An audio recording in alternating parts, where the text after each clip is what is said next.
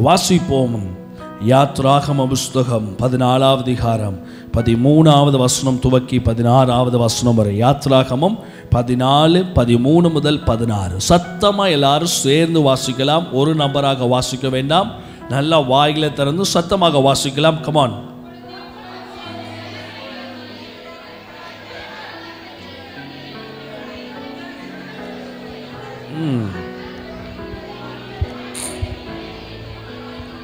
நிப்பாட்டுங்க. இந்த கோழி பண்ணைக்கு போயிருப்பீங்களா எல்லாரும்? கோழி பண்ணைக்கு போனவங்களாம் கை தூக்கி காமிங்க. அந்த ஒரு 500 கோழி இருக்கும். ஒருத்தன் பிடிக்க போனவனே எல்லா கோழியும் சேர்ந்து என்ன பண்ணும்? கொக்குன்னு. அந்த மாதிரி நீங்கள் வசனம் வாசிக்கிறது பார்த்தா அப்படி தான் தெரியுது. கொக்குன்னு விட்டா ஒன்றா வாந்தி எடுப்பான். அந்த மாதிரி தான் கதை. வசனம் வாசிக்கும் போது ரசிச்சு ருசிச்சு ஒவ்வொரு வார்த்தையும் உணர்ந்து வாசிப்பதே வேதாகமம். கமான், ஸ்டார்ட் பண்ணுங்க அம்மாக்கெல்லாம். அப்பொழுது மோசே ஜனங்களை நோக்கி, பயப்படாதிருங்கள், நீங்கள் நின்று கொண்டு இன்றைக்கு கர்த்தர் உங்களுக்கு செய்யும் ரட்சிப்பை பாருங்கள். இன்றைக்கு நீங்கள் காண்கிற எகிப்தியரை நீ என்றென்றைக்கும் காண மாட்டீர்கள். கர்த்தர் உங்களுக்காக யுத்தம் பண்ணுவார், நீங்கள் சும்மா இருப்பீர்கள் என்றான். அப்பொழுது கர்த்தர் மோசேயை நோக்கி, நீ என்னிடத்தில் முறையிடுகிறது என்ன? புறப்பட்டு போங்கள் என்று புத்திரருக்கு சொல்லு. நீ உன் கோலை ஓங்கி உன் கையை சமுத்திரத்தின் மேல் நீட்டி சமுத்திரத்தை பிளந்து விடு. அப்பொழுது இஸ்ரவேல் புத்திரர் சமுத்திரத்தின் நடுவாக வெட்டாந்தரையில் நடந்து போவார்கள். வசனம் இது. கரங்களை வைங்க, ஜெபிக்கலாம். கர்த்தாவே, நீர் எங்களோடு பேசுகிறவர், இடைவருகிறவர், உம்முடைய சத்தத்தினால் எங்கள் வாழ்க்கையை செழிப்பாக்குகிறவர். அடினா பிரோஜனமான பாத்திரம், கடமை மாத்திரம் செய்கிறேன். நீர் வெளிப்படும் நல்ல பிதாவே, ஆமேன். கரங்களை வைத்து சத்தமா 3 ஹல்லேலூயா. நல்ல சத்தமாக ஹல்லேலூயா, ஹல்லேலூயா. எத்தனை பேர் விசுவாசிக்கிறீங்க? இன்றைக்கு கர்த்தர் ஒரு ரட்சிப்பை நமக்கு கொடுக்க போகிறார். ஹல்லேலூயா. எத்தனை பேர் நம்புறீங்க? நம்ம ஆராதிக்கிற தேவன் நமக்கு சில அற்புதங்களை அவர் தாமதிக்கிறாருன்னு சொல்ல முடியாது. சில அற்புதத்தை நம்ம எப்படி கையாள போகிறோம் அதை பார்த்துட்டு தான் ஒரு அற்புதம் செய்வார். ஆமென். சொல்லுங்க சத்தமா. இஸ்ரவேல் ஜனங்கள், இன்னைக்கு என்னுடைய செய்தியினுடைய ஒரு தீர்க்க தரிசனமான வார்த்தை, உடைத்திடு முன்னேறிடு. சத்தமா சொல்லுங்க. பக்கத்தில் கை கொடுத்து சொல்லுங்க, உடைச்சிடு முன்னேறிடு. பக்கத்தில் பார்த்து சொல்லுங்க, உடைத்திடு முன்னேறிடு. நல்லா சொல்லுங்க. யாரும் உனக்காகலாம் உடைக்கலாம் மாட்டான். உனக்கு சட்னி வேணும்னா நீ தான் தேங்காயை உடைக்கணும். நிறைய பேர் சொல்றது நான் பார்த்துருக்கிறேன். பாஸ்டர், கர்த்தருடைய வேலைக்காக காத்திருக்கிறேன், வேலைக்காக காத்திருக்கிறேன். என்ன வேலைக்காக காத்திருக்கிற? புரியல. Our God is a God who does miracle. How we act prophetically. என்னைக்குமே வாழ்க்கையில் அற்புதங்களுக்கு திறவுகோல் என்ன தெரியுமா? தீர்க்க தரிசனமாய் செயல்படுவது, தீர்க்க தரிசனமாய் செயல்பட வைப்பது, தீர்க்க தரிசனமாய் பேசுவது. இது 3 தெரிஞ்சவங்க வாழ்க்கையில் எப்பேற்பட்ட தடைகள் வந்தாலும் கர்த்தர் எல்லாத்தையும் உடைச்சி போட்டு பெரிய பிரேக் த்ரூஸ்குள்ளே கர்த்தர் கொண்டு போவார். 2 கையை உயர்த்திட்டு ஆண்டவரே ஆண்டவரே கத்துறவன் கத்திக்கிட்டே தான் இருக்கணும். ஆமேன். இன்னைக்கு கிறிஸ்தவ வாழ்க்கை கத்துற வாழ்க்கை அல்ல, கண்ணீர் வடிக்கிற வாழ்க்கை அல்ல, யோசித்து புலம்புற வாழ்க்கை அல்ல. ஆமேன். கரங்களை வைத்து சத்தம் ஒரு ஹல்லேலூயா. நம்ம லைஃப்பில் we should know தீர்க்க தரிசனமாக எப்படி செயல்படுவது. கடன் பிரச்சனை இருக்கலாம், ஃபினான்ஷியல் ஸ்ட்ரகிளாக இருக்கலாம், குடும்பத்தில் போராட்டமாக இருக்கலாம், பிள்ளைங்க வாழ்க்கையில் பிரச்சனையாக இருக்கலாம்.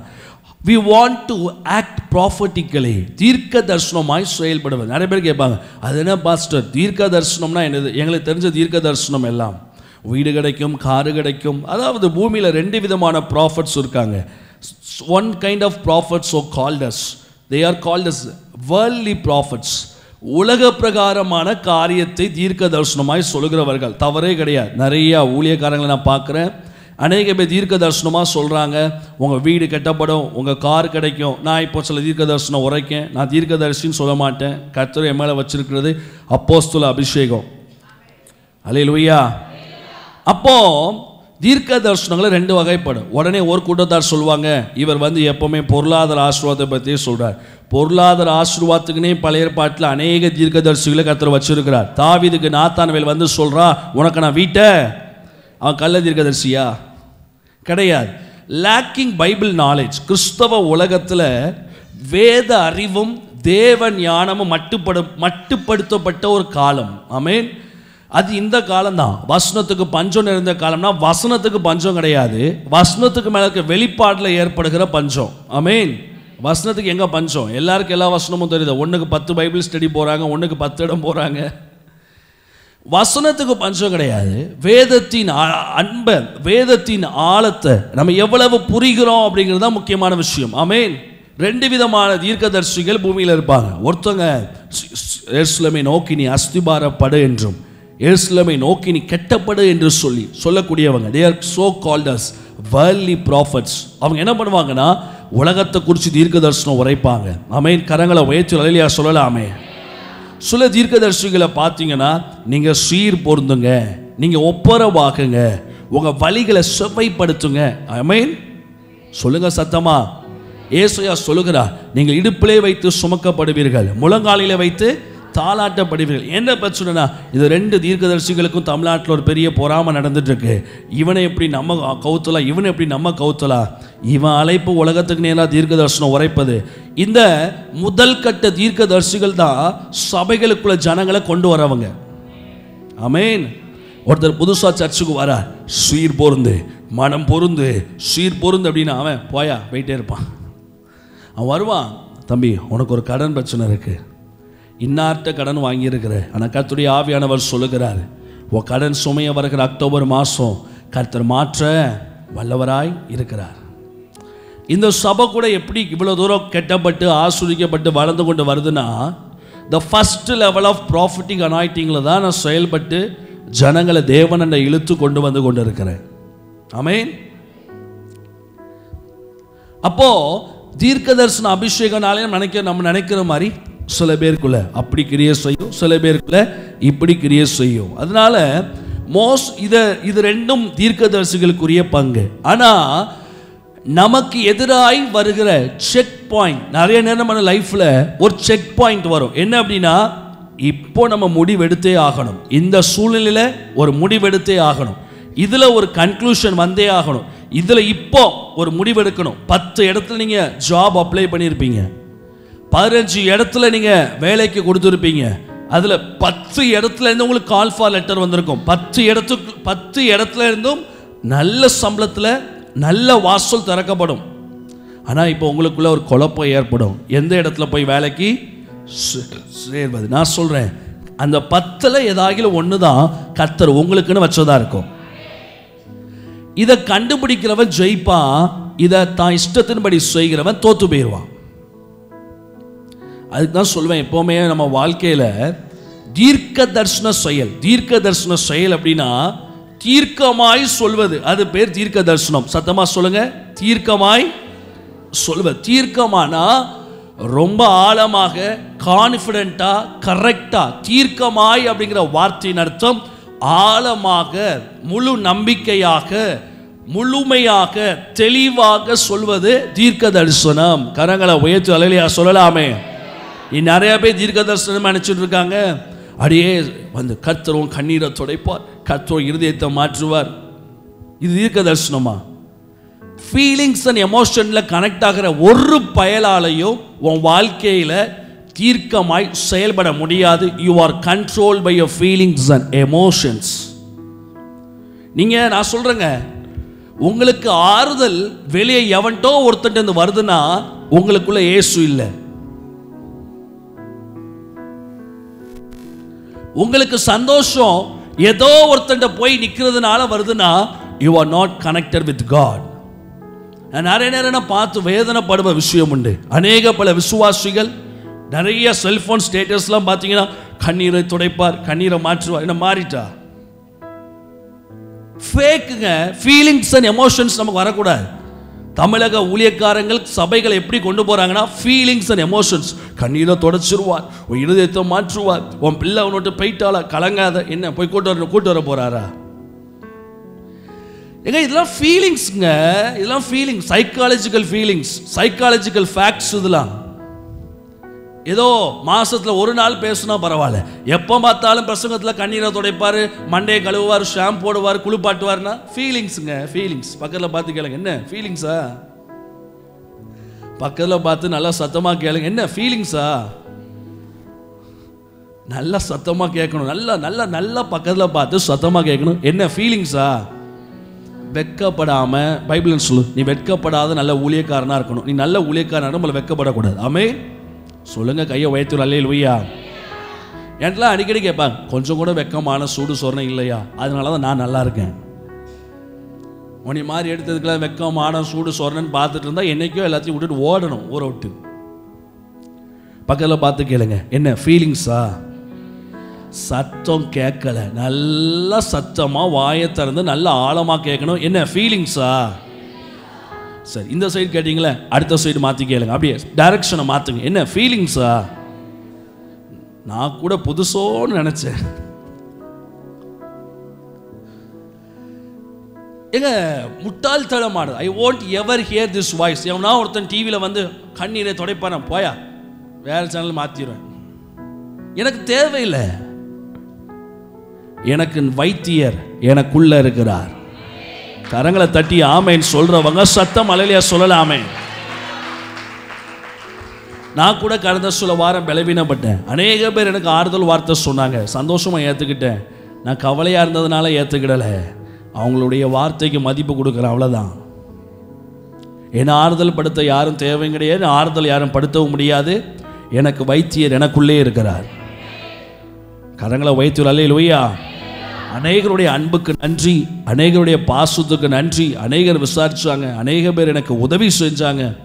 என்னுடைய போராட்டத்திலிருந்து நான் வெளியே வரும்படியாக அநேகர் ஊக்கமாக ஜெபிச்சாங்க. அதனால நான் தப்பி பிழைத்த, அக்னியிலிருந்து தப்பித்த கொல்லி அளவா அப்படிங்கிற மாதிரி அக்னியிலேருந்து தப்பிச்சு வந்த மாதிரி தப்பிச்சு வந்திருக்கிறேன். இன்னும் கர்த்தர் எனக்கு பரிபூர்ண சுகத்தை கொடுக்க வல்லவராக இருக்கிறாரு. நான் விசுவாசிக்கிறவர் இன்னார் என்று அறிவேன்.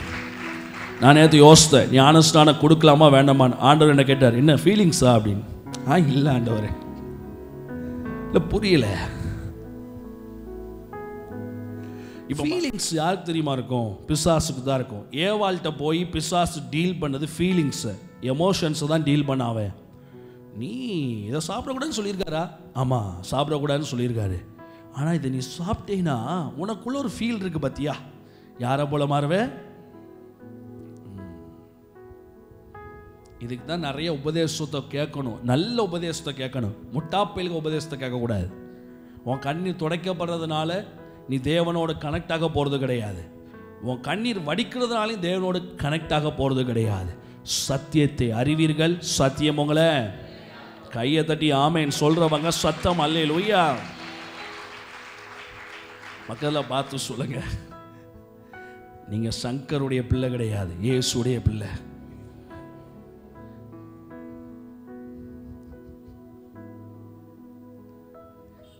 அதான் இது பெர்க்மான் சலகா எழுதுகிறார், நான் இயேசுவின் பிள்ளை என்னாலும் அப்படின்னு சொல்லிட்டு பின்னாடி அந்த சத்தியத்தை பஞ்ச் பண்ணுவார். கழுவப்பட்டேன் இயேசுவின் தெரிந்து கொண்டார் மகனாக. இப்படி இருக்கணும். இதை பார்த்து தான் பிசாசு ஓடுவான ஒளிய ஃபீலிங்ஸ் ஓடமாட்டான். அவன் ஃபீலிங்ஸ் நாயகன். காதல் எதுலேருந்து வருது? ஃபீலிங்ஸ். கொலை எதுலேருந்து வருது? One kind of feeling. Suicide எதுலேருந்து வருது? It's a feeling. Feelings and emotions உங்கள் வாழ்க்கையில் எவ்வளவு நீங்கள் கண்ட்ரோல் பண்ணுறீங்களோ, அந்த ஃபீலிங்ஸ் அண்ட் எமோஷன்ஸை ஸ்டிமுலேட் பண்ணுறவங்களை எவ்வளோ தூரம் தள்ளி வைக்கீங்களோ அவ்வளோ தூரம் கிறிஸ்துவோடு நீங்கள் நெருங்கி இருப்பீங்க. அல்லேலூயா சொல்லுங்க, சொல்லுங்க சத்தமா அல்லேலூயா. இங்கே இஸ்ரவேல் ஜனங்க வாழ்க்கையில் ஒரு ஃபீலிங்ஸ் வந்துருச்சு. செங்கடலுக்கு முன்னாடி கடவுள் கொண்டு போய் நிப்பாட்டின உடனே இவங்களுக்கு ஃபீலிங்ஸ் வந்துருச்சு. என்ன ஆண்டவரே, எங்களை விடுதலை செஞ்சு கொண்டு வந்தீங்க, விடுதலை பண்ண ஸ்டைல் நல்லா இருந்துச்சு, எங்களை ராச்சுரிகமாக பொண்ணோடும் வெளியோடும் புறப்பட வச்சுங்க, அதெல்லாம் ரொம்ப மாசாக இருந்துச்சு. ஆனால் இப்போ பார்த்தீங்கன்னா எங்கே கொண்டு நிப்பாட்டிட்டீங்க? செங்கடலுக்கு முன்னாடி நிப்பாட்டிட்டீங்களே ஆண்டவரே அப்படின்னு சொல்லி. ஆண்டவர் மோசே பார்த்தோம்னா ஃபேக்ட் படி டீல் பண்ணணுமா இல்லை ப்ராஃபட்டிக்காக டீல் பண்ணணுமா? உங்கள் முன்னாடி இருக்கிற பிரச்சனைகளை ஃபேக்ட் படி டீல் பண்ணணுமா இல்லை தீர்க்க தரிசனமாக டீல் பண்ணணுமா? அதான் மேட்டர். அது என்ன பாஸ்டர் ஃபேக்ட்? ஃபேக்ட்னா இப்போ செங்கடல் முன்னாடி இருக்கு, உங்களை கொண்டு போய் தூத்துக்குடி கடற்கரைக்கு முன்னாடி நிற்க விடுற, பின்னாடி 10 பேர் வெட்டுறதுக்கு ஒரு 500 பேர் வராங்க, நீங்கள் கடற்கரை முன்னாடி நிற்கீங்க, என்ன பண்ணுவீங்க? டக்குன்னு சுற்றி பார்ப்பீங்க, ஏதாகிலும் போட் இருக்கா, போட் எடுப்போம், போட்டில் ஏறி உட்காருவோம். இது ஃபேக்ட். இது பேர் என்னது? எது நிகர்சனமானதோ, எது உண்மையானதோ, எது உங்கள் பார்வைக்கு சரியோ அதை செய்வது ஃபேக்ட். அது தப்பு கிடையாது, நீங்கள் செய்வது தப்பு கிடையாது. ஆனால் நீ உன் ஃபேக்ட் படி நீ செஞ்சா நீ தோத்து போயிடுவேன். அநேக பல யுத்தங்களை நீ ஃபேக்டை கையில் எடுத்தேனா நீ அந்த யுத்தங்களை தோத்து போய் விடுவாய். ஆமென். மனுஷ பார்வையில் எது சரின்னு சொல்லி நீங்கள் நிறைய விஷயங்களை செய்கிறீங்களோ அது கர்த்தருடைய பார்வையில் தவறாக காணப்படுகிறது. காணா ஒரு கல்யாண வீட்டில் திராட்சரசம். நான் எப்பவுமே சொல்லுவேன், நம்ம ஆராதிக்கிற தேவன் is not a god of facts, he is a god of supernatural miracles. காணா ஒரு கல்யாண வீட்டில் திராட்சரசம் கம்மியாயிடுச்சு, என்ன பண்ணணும்? திராட்சை பழத்தை போய் வாங்கணும், தப்பு கிடையாதுல்ல. நம்ம ஊர்லலாம் கல்யாண வீட்டில் டக்குன்னு சாப்பாடுலாம் கம்மியாயிடுச்சு அப்படின்னா கடைசி நேரத்தில் ரசத்தில் என்ன பண்ணுவான்? தண்ணியை ஊற்றுவான். தண்ணியை ஊற்றுறானோ என்னத்தை ஊற்றுறானோ. திடீர்னு பார்த்தீங்கன்னா கோழி குழம்பு காலி ஆயிடுச்சுன்னா அதுக்குள்ள என்ன பண்ணுவாங்க? தண்ணியை ஊற்றுவாங்க. எல்லாத்தையும் உள்ளே ஊற்றி கிண்டி பிறக்கி நான் யோசிப்பேன், யோ இது கறி குழம்பா ரசமா? ரசம் சேர்ந்த கறி குழம்பு.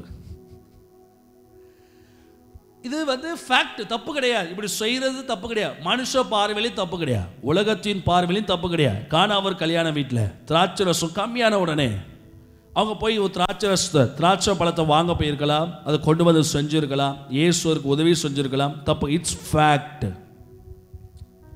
கண்ணால் காணப்படுவது, கைகளால் செய்ய முடிவது ஃபேக்ட். இது பண்ணுறது தப்பு கிடையாது. நீங்கள் நிறைய நேரம் நம்ம வாழ்க்கையில் பிரச்சனைகள் அப்படி தான் டீல் பண்ணுறோம். நமக்கு எது கரெக்டாக தோணுது, நம்ம மனுஷ இருதயத்துக்கு எது சரியாக தோணுது. உலகத்தின் மனுஷர்கள் இதை குறித்து என்ன சொல்கிறாங்க? ஆமென். கரங்களை உயர்த்தி அல்லேலூயா. ஆண்டவர் ஃபேக்ட்ஸை தாண்டி செயல்படுகிறவர். ராகாப் வேசி வீட்டுக்குள்ள அனுப்பின ஸ்தானாதிபதிகள் 3 பேர் போறாங்க. வேசி வீட்டுக்குள்ள 3 பேர் போறாங்க. ஃபேக்ட் என்ன? சபிக்கப்பட்ட வீடு. அந்த சபிக்கப்பட்ட இடத்துக்கு போறவங்க சாபமானவங்களா தெரியப்படுறாங்க. இது ஃபேக்ட். நியாயப்பிரமாண முறைமை, அநேக பல முறைமையின்படி இது ஒரு தவறான காரியம். ஆனால் ஆண்டவர் ஃபேக்டை பார்க்கல. கர்த்தர் அந்த நேரத்தில் இவர்களுக்கு உதவி செய்த தேவனா வெளிப்பட்டார்.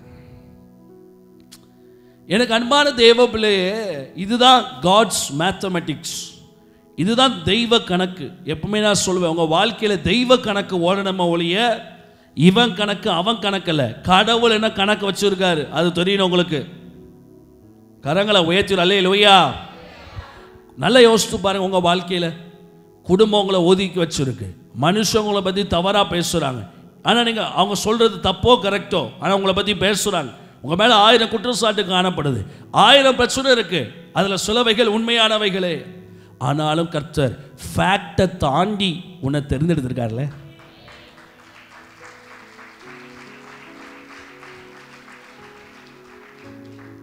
தேவ பிரமாணத்தின்படி ஒரு குழந்தை எப்படி பிறக்கணும்னா ஆணும் பெண்ணும் சேர்ந்தால் தான் குழந்தை பிறக்கணும். ஆனால் இயேசு கிறிஸ்து எப்படி பிறந்தாரு? ஃபேக்டில் பிறந்தாரா இல்லை காட்ஸ் பிளானில் பிறந்தாரா? தேவ திட்டத்தில் பிறந்தார். நம்ம லைஃப்பில் ஆசீர்வாதம் எல்லாம் ஃபேக்டோடு ஜாயின் ஆகில்ல. நிறைய பேர் சொல்லுவாங்க, பாஸ்டர் எனக்கு ஒரு 1 lakh ரூபி ஜாப் கிடச்சிட்டுனா என் லைஃப் பயங்கர ஆசீர்வாதமாக மாறிடும். தப்பு கணக்கு பிரதர். நீ ஒரு பன்னி கடை ஆரம்பித்தா கூட உன்னை கர்த்தர் கோடீஸ்வரனாக மாற்ற வல்லவராக இருக்கார். நீ ஃபேக்டை பார்க்கக்கூடாது, தேவன் நடத்துதலை பார்க்கணும், கர்த்தருடைய திட்டத்தை பார்க்கணும். கரங்களை உயர்த்தி நிறைய பேர் சொல்லுவாங்க சிம்சோன் அவன் பாவம் செஞ்சு செத்து போயிட்டான். ஆனால் எபிரேயர் 11வது அதிகாரத்தில் விசுவாச வீரர்கள் பட்டியல சிம்சோன் வாரான். என்ன இது உன் கணக்கு, அவர் கணக்கு வேற. நானாக தான் கையை தட்டி வேற மாதிரி கொண்டாடி இருப்பேன். சிம்சோன் கடைசி நேரத்தில் சாகும் பொழுது கேட்கான், அவன் சூசைட் அட்டெம்ப்ட் பண்றான். சிம்சோன் சூசைட் பண்றான். எப்படி பண்றான்? ஆண்டவரே நான் சாக போறேன். எப்படி சாக போறேன்?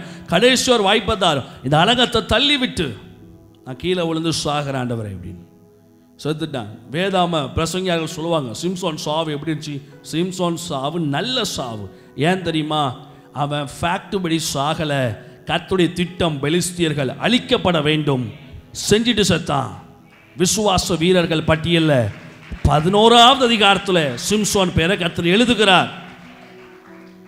அதான் வேதாமத்தில் அழகா எழுதப்படுது, மனுஷரால் தள்ளப்பட்டதாயும் தேவனால். இன்னைக்கு உங்க வாழ்க்கையில பல பிரச்சனைகளுக்கு முடிவில்லாத காரணம், பல யோசனைகளுக்கு முடிவில்லாத காரணம் நீங்க ஃபேக்டையே பார்க்குறீங்க. ஆமா, உலகத்தின்படி இந்த வியாதி இப்படிதான், இந்த பிரச்சனை இப்படிதான், இந்த சூழ்நிலை இப்படிதான். ஆனா யூ ஷுட் ஆக்ட் ப்ராஃபட்டிக்கலி, தீர்க்கதரிசனமா செயல்படணும். அந்த தீர்க்கதரிசன அறிவு உங்களுக்குள்ள செயல்பட்டுச்சுன்னா நீங்க மலைகளையும் பெயர்ப்பீங்க, வாய்க்கால்களை வெட்டுவீங்க, கர்த்தர் உங்களை ஆசீர்வாதமா மாற்றுவார். செங்கடலுக்கு முன்னாடி கொண்டு வந்து நிற்க வச்ச உடனே 16வது அதிகாரத்தை, இதுதான் தீர்க்கதரிசன செயல். கர்த்தர் என்ன சொல்றாரு நீங்க கேட்டுட்டீங்கன்னா லைஃப் ஆசீர்வாதமா மாறும். 16வது வசனம் நல்லா சத்தமா வாசிங்க.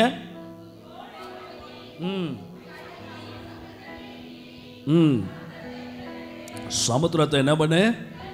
பிளந்து விடு. அப்பொழுது இஸ்ரவேல் புத்திரர் எதுக்கு நடுவாக?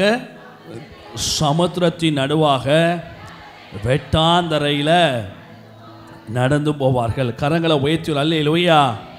கோலை எதுக்கு நேரம் நீட்டணுமா? சமுத்திர நேரம் நீட்டி என்ன பண்ணணுமா? பிளக்கணுமா. நல்லா கவனிங்க, பெரிய தண்ணி கம்பை நீட்டி பிளக்கணுமா. ஆமென். என்ன அர்த்தம்? இதுக்கு வாய்ப்பு இருக்கா? இன்னைக்கு ஆண்டவர் சொல்லுகிறார், ஆண்டவர் போய் ஜெபம் பண்றீங்க, ஆண்டவரே எனக்கு ஒரு நல்ல ஒரு தொழிலை தாரம். ஆண்டவர் சொல்றா, நடு ரோட்டில் போய் மண் அள்ளி தலையில போடு, நாளை காலையில் வேலை கிடைக்கும். நீ செய்வியா?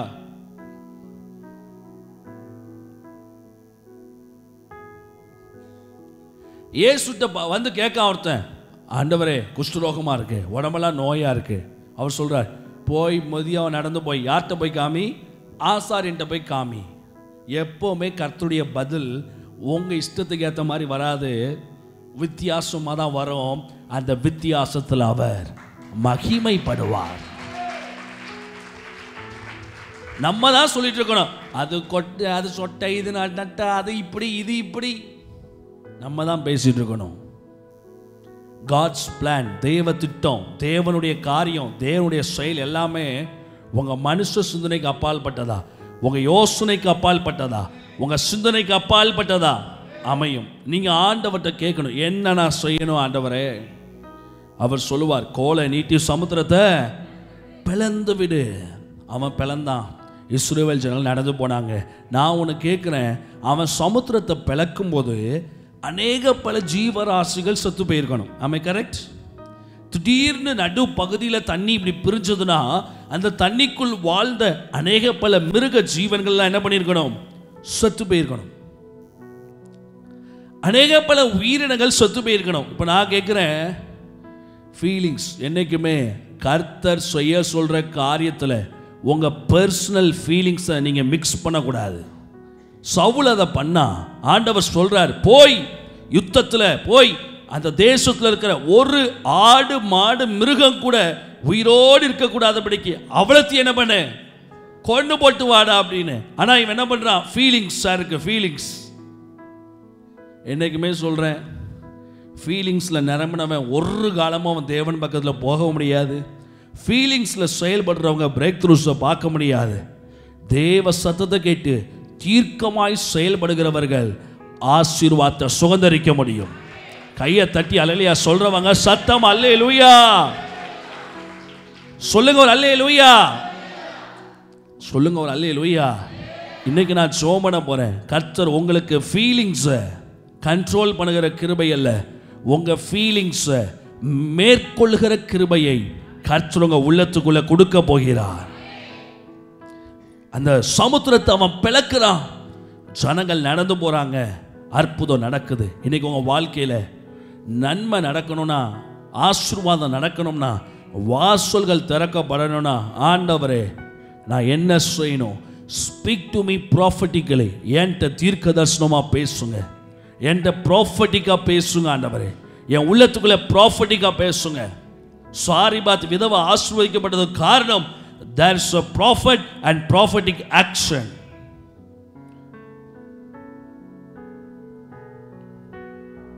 அங்கே ஒரு தீர்க்கதரிசி இருக்கிறான், அங்க தீர்க்கதரிசன செயல் காணப்படுகிறது. அவன் தீர்க்கதரிசி போய் சொல்லுகிறார், உனக்கு இருக்கிற கொஞ்சம் மாவுல எனக்கு என்ன பண்ணி கொண்டு வா. என்னைக்குமே கர்த்தர் உல்டாவா தான் பேசுவார். என்ன கையை உயர்த்தி அல்லேலூயா. நமக்கு கஷ்டமானதை பேசுவார். நம்ம கஷ்டமானதை பேசுறார்னா நம்மளை கஷ்டப்படுத்துறதுக்கு இல்ல பிரதர், உன் பார்வையில கஷ்டமா தெரியல, அதுக்கப்புறம் அவர் இறங்கி வந்து உன் வாழ்க்கையில நன்மைகளை செய்வார். அப்போ நீ சொல்லுவ. பாயிண்ட் ஒன்று வேணா கொஞ்சம் உன் மனசுக்கு ஒரு மாதிரி சொல்ல மாட்டேன். ஆண்டவர் கூட நெருங்கி நடக்கிற பிள்ளைகளுக்கு அவர் சொல்றது எல்லாமே லகுவா தோணும். எங்க ஒருத்தனை நமக்கு பிடிச்சிட்டுனா அவன் விஷத்தை குடித்தாலும் குடிப்போம், ஒருத்தனை நமக்கு பிடிக்கலைனா அவன் பாதாம் பால் கிண்டி அதில் அதை வந்து ரசமலாய் போட்டு அவன் அதில் 1000 முந்திரி பருப்பு பாதாம் பருப்பை தூவி போட்டாலும் அதை விஷமாக தான் பார்ப்போம். நிறைய பேர் சொல்லுவாங்க, கர்த்தர் சொல்கிறத செய்து எனக்கு கஷ்டமாக இருக்குது. உனக்கும் ஆண்டவருக்கும் உறவு ஸ்ட்ராங் ஆகலை, நீ தேவன் மேலே உனக்கு அன்பு அந்த அளவுக்கு வரலை, அதனால அவர் சொல்றது செய்யறதுக்கு ரொம்ப கஷ்டமா இருக்கு. இதுதான் கிறிஸ்தவ வாழ்க்கையின் ரகசியம். நீங்க பிள்ளைங்களை ஸ்கூலுக்கு சேர்க்கிறோம், பிள்ளைங்க வாழ்க்கையில பிரச்சனை, எல்லாத்துக்குமே ஒரு தீர்க்கதரிசன செயல் வேணும். ஆண்டவரே நான் என்ன செய்யணும்? திடீர்னு ஆண்டவர் சொல்வார், நீங்க பெரிய கனவு வச்சிருப்பீங்க, என் பிள்ளையை அதுவாக்கணும் இதுவா. ஆண்டவர் சொல்றார், போய் இந்த கவர்மெண்ட் ஸ்கூலில் சேர்த்து. இந்த காலத்தில் பிள்ளைகளை கவர்மெண்ட் ஸ்கூல் சேர்க்கணும் அவ்வளோ கஷ்டமாக இருக்கும். போய் கவர்மெண்ட் ஸ்கூலில் சேரு, 11th முடித்தோடனே 12th முடித்தோடனே கொண்டு போய் பைபிள் காலேஜில் விடு. ஊழியக்காரன் மாறுவான உடனே, பாஸ்டர் என் காதில் பேய் பேசிகிட்டே இருக்கு பாஸ்டர். பேய்லாம் இல்லை, கர்த்தர் தான். நல்லது பேசுனா கர்த்தர், உன் மனசுக்கு பிடிக்காத பேசுனா பேய். அது பேயோடு பழகாத பாஸ்டர்கிட்ட போய் பேசுனா அந்த பாஸ்டர் நம்புவார். பேய்கள் கூடயே பழகிற பாஸ்டர் கூட நீங்கள் வந்து சொன்னீங்கன்னா அழகாக கண்டுபிடிச்சிருவார், இது ஒரு பேய். கர்த்தர் சொல்கிறது பேய்ன்னு சொன்னிச்சுன்னா இது என்னது? ஒரு பேய்.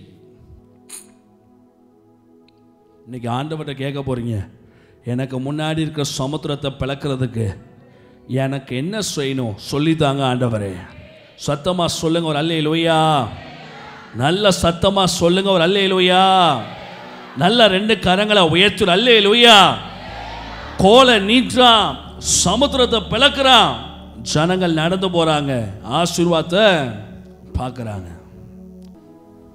எல்லாரும் சொல்லுவாங்க, மனைவி அமைவதெல்லாம், சென்டென்ஸை மாத்துங்க, புருஷன் அமைவதெல்லாம் அதெல்லாம் அந்த காலம், அது ஃபீலிங்ஸ். அந்த ஃபீலிங்ஸ் காலம் மாறி போச்சு. புருஷன் அமைவதெல்லாம் இறைவன் வரும். ஆமேன் சொல்றவங்க சத்தம் ஒரு ஆமேன்.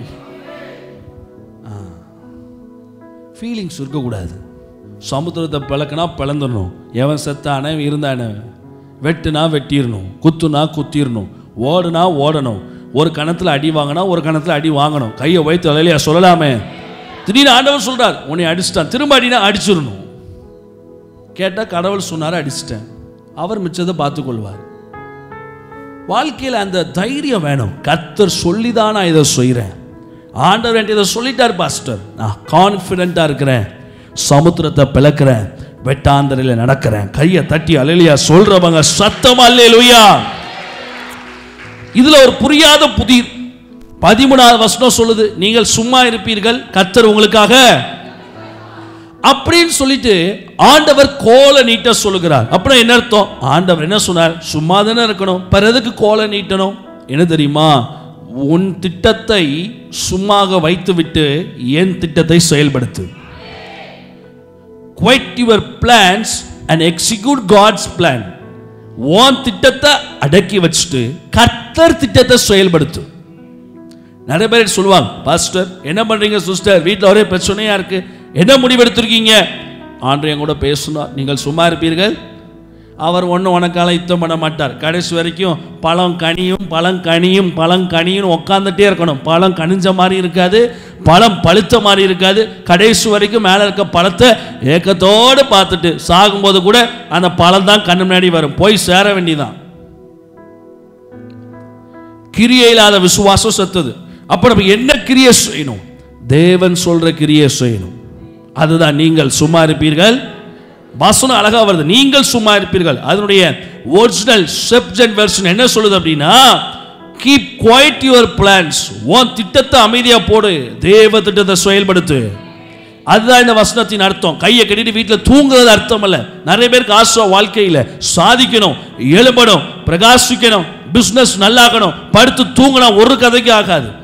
உன் திட்டத்தை முடக்கி போட்டுட்டு அவர் என்ன சொல்லுகிறாரோ அதன்படி செய். இதுதான் நீங்க சும்மா இருப்பீர்கள். கர்த்தர் உங்களுக்காக யுத்தம் பண்ணுவார். கரங்களை தட்டி ஆமென் சொல்றவங்க சத்தமா கரங்களை தட்டி அல்லேலூயா சொல்லல. ஆமென். பக்கத்துல பார்த்து சொல்லுங்க, யாராகிலும் சும்மா வந்து சும்மா இருங்கன்னு சும்மா சொன்னா நீங்க கொஞ்சம் நீங்க சும்மா இருங்கன்னு சும்மா அனுப்பி வச்சிடணும்.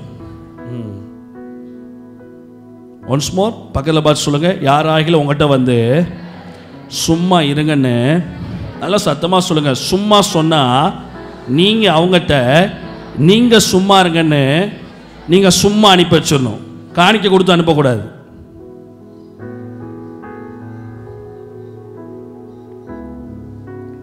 நான் சும்மா இருந்தா செத்து போயிடுவேன். ஆண்டவர் நம்மளை பிரகாசிக்கிற வெளிச்சமா படைச்சிருக்காரு. நான் அணையக்கூடாது. ஆமென். மலை மேல் இருக்கிற பட்டணம் மறைந்திருக்க மாட்டாது. நான் மறையக்கூடாதுங்க. கர்த்தர் எனக்குள்ள வெளிச்சமா இருக்கிறாரு. அதுக்கு தான் சும்மா இருந்த என்ன ஆச்சரியமான ஒளி நடத்திருக்கு வர வச்சிருக்கார். கரங்களை தட்டி அல்லேலூயா சொல்றவங்க சத்தமா அல்லேலூயா சொல்லலாமே.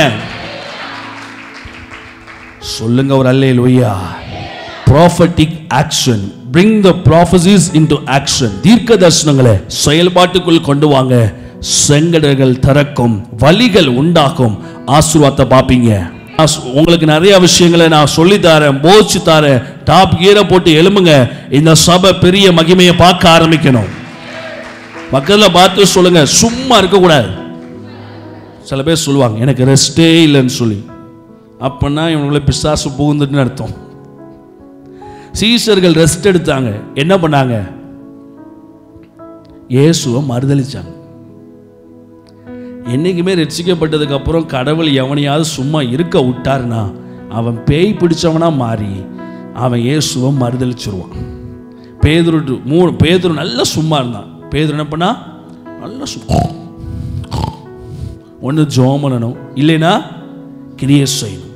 ஏன்னா ஒருவரும் கிரியை செய்யக்கூடாத. பக்கத்தில் பார்த்து சொல்லுங்க, யாராகிலும் இனிமே நல்லா சத்தமாக சொல்லுங்க, யாராகிலும் இனிமே.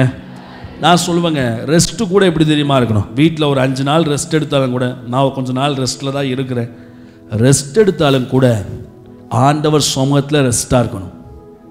ஜெபம் பண்ணிட்டு பைபிள் வாசித்துட்டு சும்மா இருக்கக்கூடாது. வேத ஞானத்தை வளர்த்துட்டு அதிகமாக ஜெபம் பண்ணிட்டு நமக்கும் தேவனுக்கு உறவை இன்னும் ஸ்ட்ராங் பண்ணிட்டு அப்படி தான் சும்மா இருந்தால் கூட அப்படி தான் இருக்கணும். ஒளிய படுத்து தூங்கிட்டு கிடக்கூடாது.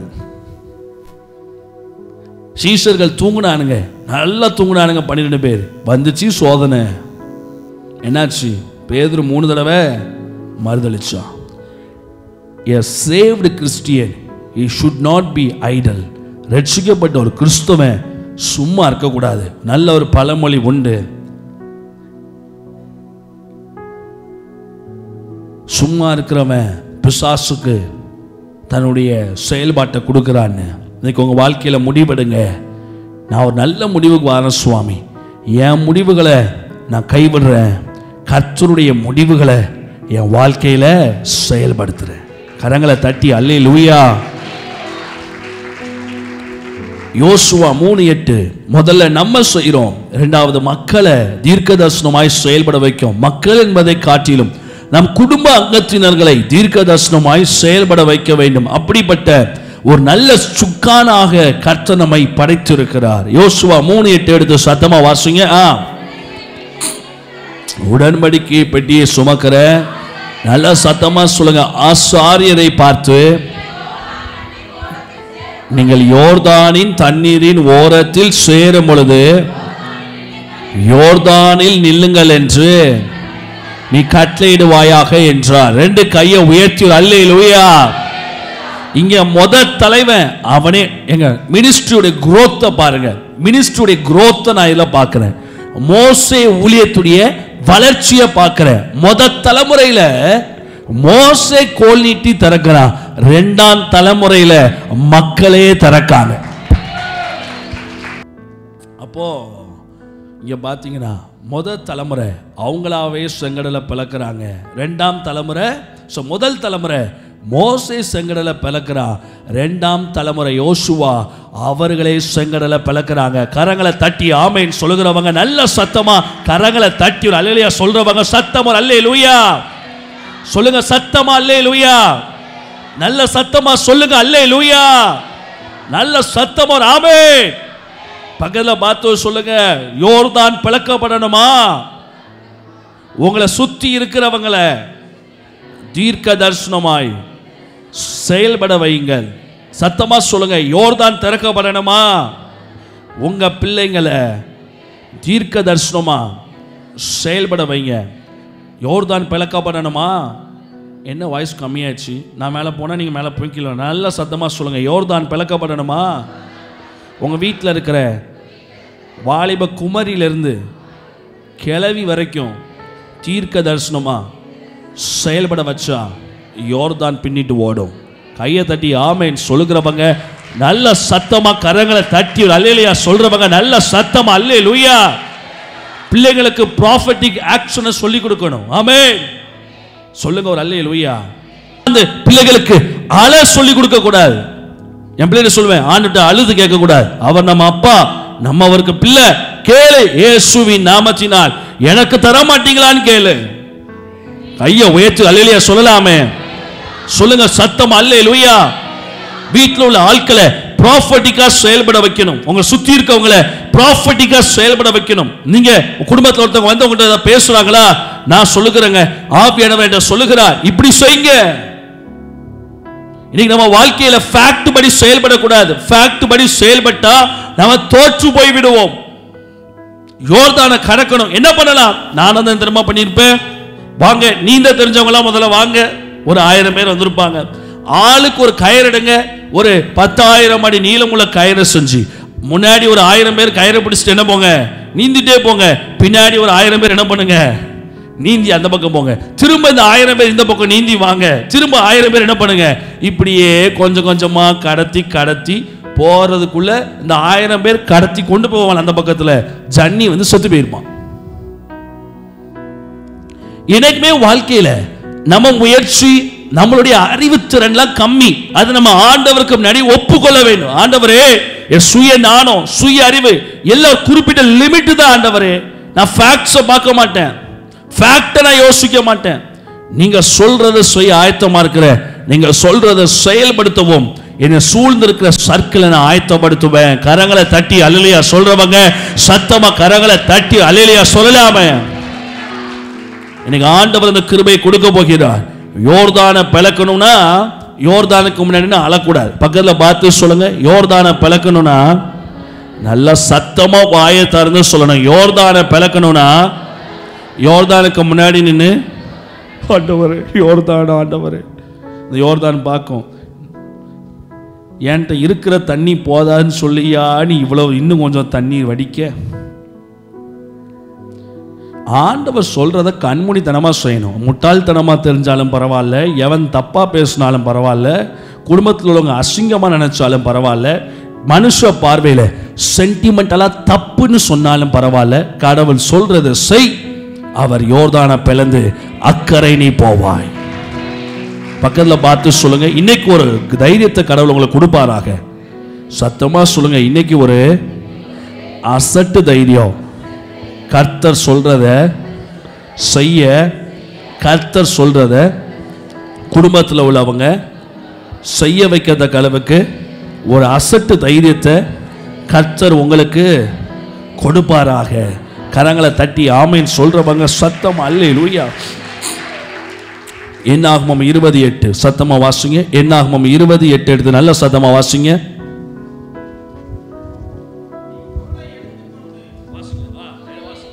கோலை எடுத்துக்கொண்டு நீ உன் சகோதரனாகிய ஆரோனோ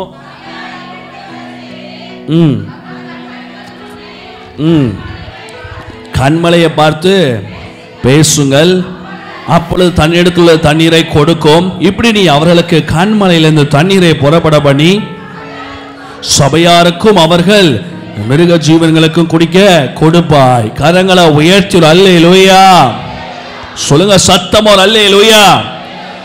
இங்க ஜனங்களுக்கு குடிக்க தண்ணி இல்ல.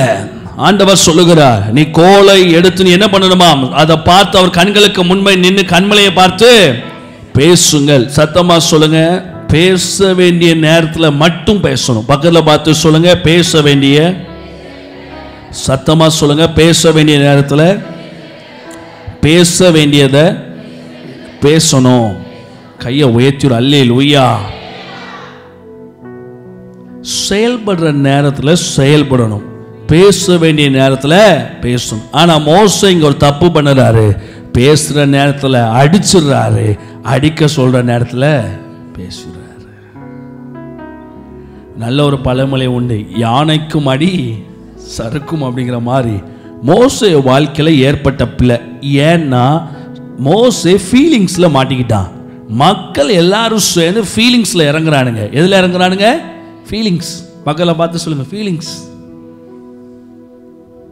பக்கத்தில் பார்த்து சொல்லுங்க, ஃபீலிங்ஸ். நல்ல சத்தமா சொல்லுங்க, ஃபீலிங்ஸ். கெடுவான் கேடு நினைப்பான் அப்படிங்கிற மாதிரி இவனுங்கெல்லாம் ஃபீலிங்ஸ். கடவுள் எங்களை எகிப்திலேயே வச்சிருந்தாருன்னா நாங்கள் அந்த கொமட்டி காய கிடைச்சிருக்கோமே, எங்களுக்கு இறைச்சி கிடைச்சிருக்கிறோமே. போன வாரம் 2ஆம் தேதி நினைக்கிறேன், 1ஆம் தேதி 2ஆம் தேதி தெரியல, கோசேன் தேசத்தை பற்றி நான் பேசினேன். 5ஆம் தேதி 6ஆம் தேதி செவ்வாய்க்கிழமை ஜபத்தில் பேசினேன். கோசேனை பற்றி நான் பேசினேன், எவ்வளோ செழிப்பாக இருந்துச்சு அப்படின்னு. அப்போ இவங்களுக்கு ஒரே ஃபீலிங்ஸ். எதை குறிச்சு ஃபீலிங்ஸு? கடந்த காலம் ஞாபகம் வருதே, ஃபீலிங்ஸ். பக்கத்தில் பார்த்து சொல்லுங்க, கடந்த கால ஞாபகம்லாம் ஃபீலிங்ஸாக வந்துச்சோ, சோழி முடிஞ்சிச்சு. எதுக்குமே நம்ம ஃபீல் பண்ணக்கூடாது. இந்த உலகத்தில், இந்த பூமியில் எதுக்குமே நம்ம ஃபீல் பண்ணக்கூடாது. கட்ட மரம் மாதிரி இருக்கணும். நம்ம வாழ்க்கையில் என்ன நடந்தாலும் சரி கட்ட மரம் மாதிரி இருக்கணும். அவங்களே கேட்கணும், மனுஷனா இல்லை இவனை செஞ்சாங்களா அப்படின்னு. எரும மாடு மாதிரி இருக்கணும், கட்ட மரம் மாதிரி இருக்கணும். எதுக்கு எடுத்தாலும் ஃபீலிங்ஸ். பால் இல்லை, நல்ல புருஷன் கிடச்சிருந்தான், காலையிலே பால் வாங்கிட்டு வந்துருப்பார். பால் திறந்துருச்சுன்னா சை விளங்காத கை, அதுக்கு ஃபீலிங்ஸ். பாத்திரத்தை கழுவுனா பால் தெரியாது, கழுவாம காய்ச்சா பால் தெரியும்.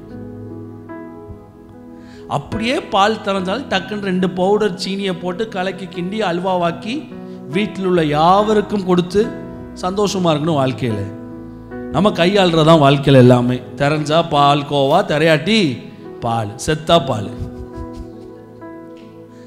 இது என்ன செத்தா பால் சென்டிமெண்ட் கிடையாது. ஒருத்த மூச்சு குழாய், சுவாச குழாய் சுருக்கப்பட்டு இருக்கிற நேரத்தில் இட்ஸ் அ சயின்ஸ். அவங்க ஆத்மா திருப்திக்காக கிடையாது, இட்ஸ் அ சயின்ஸ். அவங்க மூச்சு குழாய் சுருங்கி கொண்டிருக்கிற நேரத்தில், உணவு குழாய் சிந்தி கொண்ட நேரத்தில் ஒருத்தனை படுக்க, நீங்களே படுத்துட்டு நீங்கள் படுக்கீங்கன்னு வச்சுக்கோங்களேன், படுத்துட்டு மல்லாக்கப்படுத்து. அதுதான் இப்போ தாய்மார்கள் குழந்தைக்கு பால் ஊட்டும் போது கூட சைட் டைரக்ஷனில் வச்சு பால் ஊட்டுறாங்க. ஒருத்தனை மல்லாக்க படுக்க போட்டுட்டு தண்ணியோ பாலை கொடுத்தா சரஸில் அடிக்கும். அடிக்க மாட்டேங்காதா? இங்கே இழுத்துட்டு இருக்கிறவனுக்கு 10-15 பேர் குடும்பத்தில் உள்ள 40-50 பேர் சங்கில் எடுத்து பால் ஊற்ற ஊற்ற தொண்டைக்குள்ள இன்னும் சரஸில் அடிச்சு டப் கொலை. இதனால இந்தியாவில் பிரதமராக வந்தோன்னா மொத்த சட்டம் இதான். பச்சையை கொலை பண்ணிட்டு சொன்னா கர்த்தருக்குள் நித்திரை அடைந்தார். 1008 கொலை ஒருத்த மேலே இருக்கு. நிறைய பேர் பார்க்காங்க, ஐயோ நல்லா இருக்கிற ஆளை கூட நம்ம ஹாஸ்பிட்டல் கூட்டு போயிருந்தோம்னா நல்லா இருக்குமே. அது சென்டிமெண்ட். பால் ஊற்றினோடனே ஆத்மா சாந்தி அடையுமா? ஆத்மா சாந்தி இல்லை, பாலுக்கு பதிலாக தண்ணியை ஊற்றினாலும் செத்து போவான். டீ கூட நீங்கள் ஊற்றலாம், காஃபியை கூட நீங்கள் ஊற்றலாம், எதை ஊற்றினாலும் சரசில் அடிச்சு செத்து போயிடுவாங்க. எத்தனை பேர் இதை பண்ணியிருக்கிறீங்க? கொலைப்பள்ளி இருக்கா? மோசே எகிப்தில் ஒருத்தனை கொன்னான். தேவ தூதன் வந்து மோசே உடலை கேட்டு சண்டை போடுறான். எங்கே கொண்டு போகக்கூடாது? பால் ஊற்றி கொலை பண்ணினவங்களாம் கை தூக்கி காமிங்க, பரலோகம் போக முடியாது. உண்மையிலே இன்னைக்கு நீங்கள் மனசார சொல்லணும், ஆண்டவரின் சர்ச் விட்டு போகிறதுக்கு முன்னாடி, என் மேலே கொலைப்பள்ளி இருக்குது சுவாமி. என்ன பள்ளி இருக்கு? ஒரு பாட்டி இல்லை, நம்ம பொழப்பே தானே. அந்த தெருவில் எங்கே இலை விழுந்தாலும் விழுறதுக்கு முன்னாடியே போய் துரிதப்படுத்தி ஊற்றி ஊற்றி விட்டு அனுப்பி வச்சிருது. ஒரு கொலையா இங்க வந்தா ஆயனும் சகாயனும் நேயனும் உபாயனும் வேற என்ன ஞான தீப, நமக்கெல்லாம் செட் ஆகாது. அதனால அன்பான தேவ பிள்ளையே, ஃபீலிங்ஸ் என்னது பேர் என்னது? மோசே ஃபீலிங்ஸ்ல மாட்டினா கிடைச்ச பரிசு பரலோக பாக்கியம் ஸ்டக் ஆகுது. இவெல்லாம் பிரச்சனை பண்றான். என்ன பிரச்சனை பண்றாங்க மக்கள் எல்லாம்? எனக்கு கொமட்டிக்கா வேணும், இறைச்சி வேணும், அது வேணும், இது வேணும். ஃபீலிங்ஸ் அண்ட் எமோஷன்ஸ்ல அப்படியே நிரம்பினவனாய் கம்பை எடுத்துட்டு இவன் அடிக்க முடியாது. எத்தனை லட்சம் பேர் இருக்கான்? 6 லட்சம் பேர் இருக்கான். இவன் மேல அடிக்க வேண்டிய அடியை யார் மேல அடிக்கான்? கண்மலையாக இயேசு மேல அடிச்சிடுறான். நிறைய காரியங்கள் அவன் வாழ்க்கையில தடைபட்டு போனவனா மாறுறான். நான் சொல்றேன், உங்க வாழ்க்கையில அப்பாட்ட கேளுங்க, ஏசப்பா நான் பேச வேண்டிய நேரத்தில் பேச வைங்க. கரங்களை உயர்த்தி ஒரு அல்லேலூயா சொல்லலாமே. நான் செயல்பட வேண்டிய நேரத்தில் நான் செயல்பட வைங்க ஆண்டவரே. என் குடும்பத்தை எந்த நேரத்தில் நான் செயல்படுத்த வைக்கணுமோ செயல்படுத்த வைங்க. பேச வேண்டிய நேரத்தில் பேச வைங்க. இன்னைக்கு ஒரு காரியத்தை சொல்லி நான் முடிக்க விரும்புகிறேன். Work prophetically, act prophetically, act immediately, speak prophetically. உடனடியாக செயல்படுங்க, தீர்க்க தரிசனமா செயல்படுங்க, தீர்க்க தரிசனமா பேசுங்க. காரியம் மாறுதலா முடியும். ஜெயம் நமக்கு. கரங்களை தட்டி அல்லேலூயா சொல்றவங்க நல்ல சத்தமோ அல்லேலூயா சொல்லுங்க. சத்தமோ அல்லேலூயா. இந்த மோசே கையில் இருந்த கோல் அதிகாரத்துக்கு அடையாளம். எதுக்கு அடையாளம்? எடுங்க பார்க்கலாம். மத்த 28, 18, 19, 20. இன்னைக்கு நம்ம வாழ்க்கையில இந்த தீர்க்க தரிசன செயலோடும் தீர்க்க தரிசன பேச்சோடும் சேர்ந்து கர்த்தருடைய அதிகாரம் என்ன, எப்படி கர்த்தர் அதிகாரத்தை நம்ம கையில கொடுக்கிறார். மத்த 28, 18, 19 வாசிங்க பார்க்கலாமா? என்னவா? அப்பொழுது இயேசு சமீபத்தில் வந்து அவர்களை நோக்கி, வானத்திலும் பூமியில் எனக்கு சகல அதிகாரம் என்ன வானத்திலும் பூமியில் எனக்கு சகல அதிகாரம் எனக்கு. வெயிட் பண்ணுங்க. இயேசு ஊழியர் செஞ்ச எதாயிலும் ஒரு இடத்துலயாவது எனக்கு சகல அதிகாரம், வானத்திலும் பூமியிலும் சகல அதிகாரம் கொடுக்கப்பட்டன்னு சொல்லி அவர் மரித்து உயிர் தெழுவதற்கு முன்பதாக எங்கே ஆகிலும் பேசினது உண்டா? கிடையாது. அவர் மரிச்சு உயிர்த்ததுக்கு அப்புறம் தான் இயேசு சொல்லுகிறார், வானத்திலும் பூமியில் எனக்கு சகல. ஏன்னா அவர் மரிக்கும் போது ஒரு காரியம் நடந்துச்சு. வானத்துக்கு அதிபதி இயேசு தான். ஆனா அவரே சொல்லுகிறார் சீஷர்கள்ட்ட, இதோ வருகிறான் இந்த உலகத்தின் அதிபதி. அப்படின்னா இந்த பூமியிலே கிறிஸ்துவின் அதிகாரம் செயலற்று போய் இருந்தது. ஆமென். அதான் உண்மை. ஏன்னா ஆண்டவர் முழுமையான அதிகாரத்தை ஆதாமேவாள்கிட்ட கொடுத்தாரு. ஆதாமேவாள் பாவம் செஞ்சதுனால அந்த ஹோல் கண்ட்ரோல் யார் கையில போகுது? சர்ப்பத்தின் கையில போகுது. அதனால இயேசு சிலுவையில மரித்து உயிர் தெழுந்து, கொலோசியர் 2:15 எடுத்து சத்தமா வாசிங்க பார்க்கலாம். கொலோசியர் 2:15, after the death and resurrection of Jesus the authority has came. கொலோசியர் 2:15 வாசிங்க. நல்ல கொலோசியர் 2:15 வாசிங்க. துரைத்தனங்களையும் அதிகாரங்களையும் உரிந்து கொண்டு வெளி அரங்கமான கோலமாக்கி அவைகள் மேல சிலுவையிலே என்ன பண்ணினார்? வெற்றி சுரந்தார். கொலோசியர் 2:15 சத்தமா வாசிங்க பார்க்கலாம். எல்லாரும் பைபிளை திருப்பிக் கொள்ளுங்க. கொலோசியர் 2:15 இயேசு மரித்து உயிர்த்தெழுந்த பிற்பாடு இந்த சத்தியத்தை அவர் வெளிப்படுத்துகிறாரு. அவருக்கு சகல அதிகாரம் கொடுக்கப்பட்டதை அவர் தன் நாவாலே சொல்கிறார். 14 இருந்து போடுங்க பார்க்கலாம். 13 14 இருந்து போடுங்க. வாசிங்க. என்னது? நமக்கு எதிரிடையாகவும் கட்டளைகளால் நமக்கு விரோதமாகவும் இருந்த கையெழுத்தை குலைத்து அதை நடுவில் இராதபடிக்கு எடுத்து சிலுவை மேல ஆணி அடித்து துரைத்தனங்களையும் அதிகாரங்களையும் உரிந்து கொண்டு வெளியரங்கமான கோலமாக்கி அவைகளின் மேலே சிலுவையிலே வெற்றி சுரந்தார். கரங்களை தட்டி இந்த நல்ல இயேசுவுக்கு நல்ல கரங்களை தட்டி சத்தமாக நல்ல கரங்களை தட்டி ஆண்டவர் நாமத்தை மகிமைப்படுத்துறவங்க நல்ல சத்தமா கரங்களை தட்டி அல்லேலூயா சொல்லலாமே. எங்க நம்ம வாழ்க்கையில எப்போ அதிகாரம் செயல்படும் அப்படின்னா, இந்த அதிகாரம் எப்படி வந்துச்சு, யார் மூலமா வந்துச்சு, எங்க இருந்து வந்துச்சு? ஆமென். உங்க வீட்டுல வாஷிங் மிஷின்ல நீங்க நல்லா துவைக்கணும் அப்படின்னா அந்த வாஷிங் மிஷின் எத்தனை கேஜி, அந்த வாஷிங் மிஷின்ல எவ்வளவு தண்ணி நிரப்பணும், அந்த வாஷிங் மிஷின்ல எத்தனை பொடி என்ன பண்ணணும், பவுடர் போடணும். ஆமென். கையை வை தலையில சொல்லலாமே. வாஷிங் மிஷின் தெரியாம பிளேட் எல்லாம் தூக்கி வாஷிங் மிஷினுக்குள்ள போட்டு சுத்த விட்டா வாஷிங் மிஷின் போயிரும், பிளேட்டும் போயிரும். ஒரு அதிகாரம் வாழ்க்கையில செயல்படணும்னா அந்த அதிகாரம் எங்க இருந்து வந்துச்சு, யார் மூலமா வந்துச்சு, எதுல இருந்து வந்துச்சு, எங்க இருந்து வந்துச்சு அப்படின்னா வேதம் சொல்லுது நமக்கு எதிரிடைகளாகவும் 14 சீக்கிரம் போடுங்க. நமக்கு எதிரிடையாகவும் கட்டளைகளால் நமக்கு, நான் சொல்லுகிறேன் இந்த கட்டளை வேற ஒண்ணுமே இல்லை, நியாயப்பிரமாணம். நிறைய பேர் சொல்லுவாங்க நியாயப்பிரமாணம் நமக்கு ஆசீர்வாதம். நியாயப்பிரமாணம் நமக்கு விரோதமாக இருந்த ஒரு காரியம். ஏனென்றால் நியாயப்பிரமாணத்துக்கு சொந்தக்காரங்க இஸ்ரவேல் ஜனங்கள், கிறிஸ்துவுக்கு சொந்தக்காரங்க அகில உலக ஜனங்கள். நியாயப்பிரமாணம் is applicable only for the Israelites. நியாயப்பிரமாணத்தின் கொள்கைகள், சட்டங்கள், திட்டங்கள் எல்லாமே யாருக்கு பொருந்தும்? இஸ்ரவேல் ஜனங்களுக்கு மட்டும்தான் பொருந்தும். கரங்களை உயர்த்தி அல்லேலூயா. ஆனா கர்த்தர் அதை என்ன பண்ணினாராம்? நியாயப்பிரமாணத்தின்படி இரத்தத்தின்படி பிறந்தவன் தான் யூதன். ஆமென். விருத்த சேதனம் உள்ளவன் தான் யாரு? இஸ்ரவேலன். கரங்களை உயர்த்தி அல்லேலூயா. ஆனா இப்படி நம்ம இயேசுவண்ட கிட்டி நெருங்கி சேரக்கூடாதபடிக்கு தடையாய் இருந்த பிரமாணங்களையும் கட்டளைகளையும் நமக்கு விரோதமாய் இருந்த கையெழுத்து. இது என்ன கையெழுத்துனா, பிதா அந்த நியாய பிரமாணத்தினால் எழுதப்பட்ட காரியங்களை குலைத்து அப்படின்னா அவரே இந்த நியாயப்பிரமாண எழுத்துக்களை ஸ்கிரிபிள் பண்ணி போட்டார். சின்ன பிள்ளைக்கு எப்படி நோட்டை எடுத்து கசமுசன் கிறுக்குமோ, உனக்கு எதிராய் இருந்ததான பாவத்தின் சம்பளம் மரணம், இது நியாயப்பிரமாணம். ஆமென். கைகளை உயர்த்தி அல்லேலூயா சொல்லலாமே.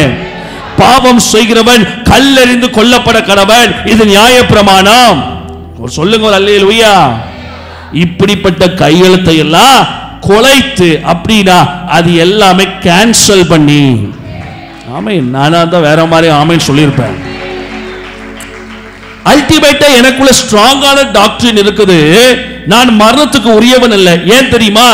நியாயப்பிரமாணத்தினால் உண்டான கையெழுத்தை இயேசுவே குலைத்து போட்டிருக்கிறார். கரங்களை தட்டி ஆமென் சொல்லுகிறவங்க சத்தமா கையை தட்டி அல்லேலூயா சொல்லலாமே. சொல்லுங்க சத்தமா அல்லேலூயா. நியாயப்பிரமாணத்தின் காரியம், பாவம் செய்கிறவன் நியாயம் தீர்க்கப்பட வேண்டும். ஆனால் சிலுவையின் மரணத்திற்குள்ளாக நித்திய ஜீவன் எனக்கு வைக்கப்பட்டிருக்கிறது. இதனை ஸ்ட்ராங்கா நம்புறேன். இப்படி எனக்கு எதிராக இருந்த எல்லாத்தையும் குலைத்து போட்டு அவைகளை நடுவில் கூட இருக்கக்கூடாது. ஆமென். ஆதபடிக்கு குலைத்து போட்டு, யாராவது உங்ககிட்ட வந்து நீங்க செஞ்ச பாவம் தான் உங்களை விடமாட்டீங்கன்னு சொன்னாங்கன்னா போடா லூசு. ரட்சிக்கப்படலைன்னா வேற ஏதாவது சொல்லுவேன். ரட்சிக்கப்பட போய் லூசுன்னு சொல்றேன்.